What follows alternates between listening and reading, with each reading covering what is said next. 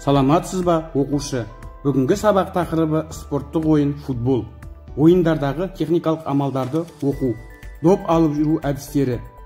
Осы сабақ арқылы іске асатын оқыту мақсаттары: аздаған ауқымдағы арнайы спорттық спецификалық қозғалыс әрекеттерінің дәлдігін бақылауды және икемділікті дамытуға арналған қимыл қозғалыс дағдыларын білу және түсіну. Сабақ мақсаты: футбол ойыны ережесін түсіндіру, допты алып жүру әдістерін үйрету. Футбол ойынның ережелері мен мақсаты: футбол спорттың командалық ойын түрі. Футбол әлемде аса танымал ойындардың бірі. Ойынның негізгі мақсаты: қарсылас команданың қақпасына аяқпен немесе де басқа да дене мүшелерімен, қолдан басқа қарсылас команда салған саннан көбірек доп салу болып саналады. Футбол тарихы 7-ші ғасырдан басталады. Алғаш рет Англияда дамыды. Матч сипаттамасы: ойын ұзындығы 100-110 метр, ені 64-75 метрлік тік төртбұрыш алаңда өткізіледі. Биіктігі 2 метр 44 сантиметр, ұзындығы 7 метр 32 сантиметрлік қақпасы бар. Қақпаның сыртына тор керіледі. Футбол добының салмағы 396 да 453 грамм, диаметрі 68 де 71 сантиметр. Ойынға 11 ойыншыдан 2 команда қатысады. Олар қақпашы, қорғаушылар, жартылай қорғаушылар, шабуылдаушылар болып бөлінеді. Ойын арасында 15 минуттық үзілісі бар, 45 минуттық екі кезеңде өтеді. Өз айып алаңында қақпашыдан басқа ойыншы допты қолмен ұстауға болмайды. Қазақстанға футбол 1909-1910 жылдары келді. Әуелі Орал, Атырау, Ақтөбе, Павлодар, Семей, Петропавл қалалар жастарының ермегіне айналған өнер бара-бара бұқаралық сипат алды. Қолда бар деректер бойынша алғаш команда құру 1911 жылдан басталған. Оқушы, жаңа сабақты бастамас бұрын дене қыздыру жаттығуларын жасап алайық.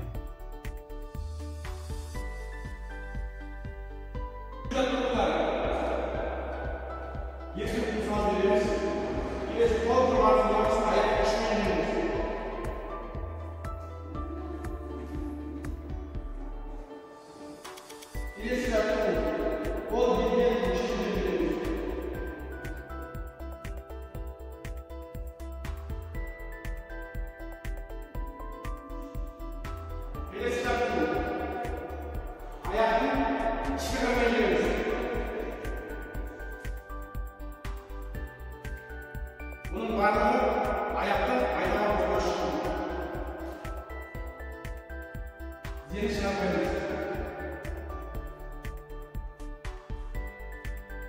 Birisi yapalım, ol birlikte ayakta sakın bekliyoruz.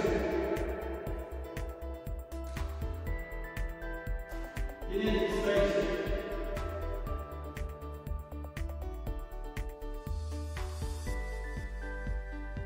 Birisi yapalım.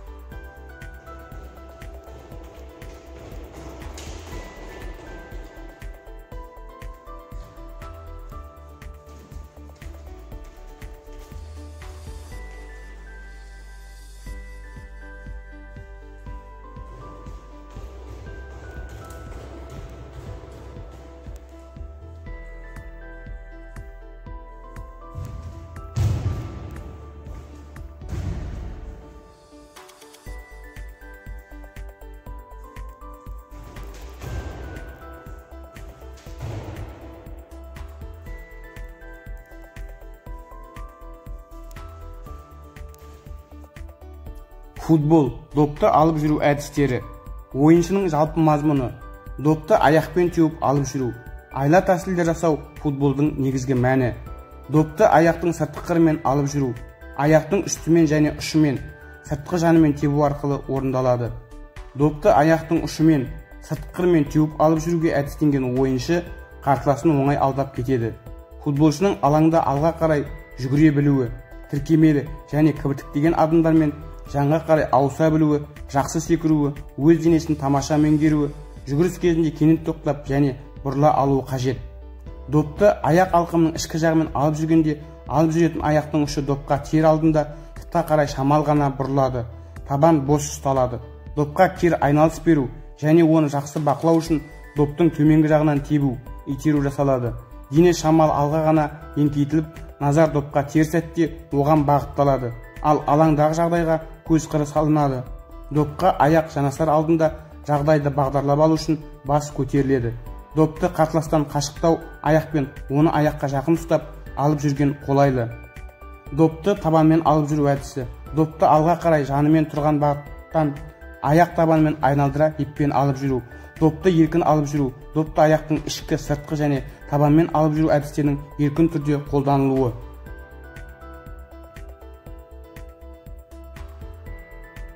Оқушы футбол ойынында кездесетін допты алып жүру әдістерін келесі видео арқылы қайталаңыз.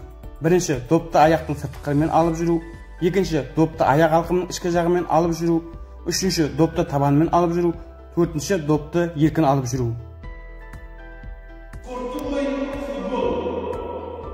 Допты алып жүру әдістері. Бірінші әдіс, допты аяқтың сыртқы қырымен алып жүру.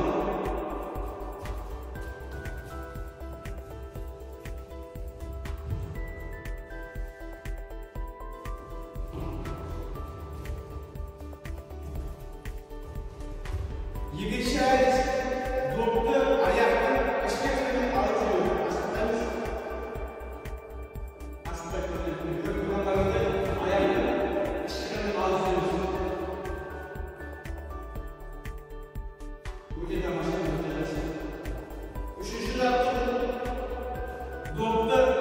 табанмен алып жүру.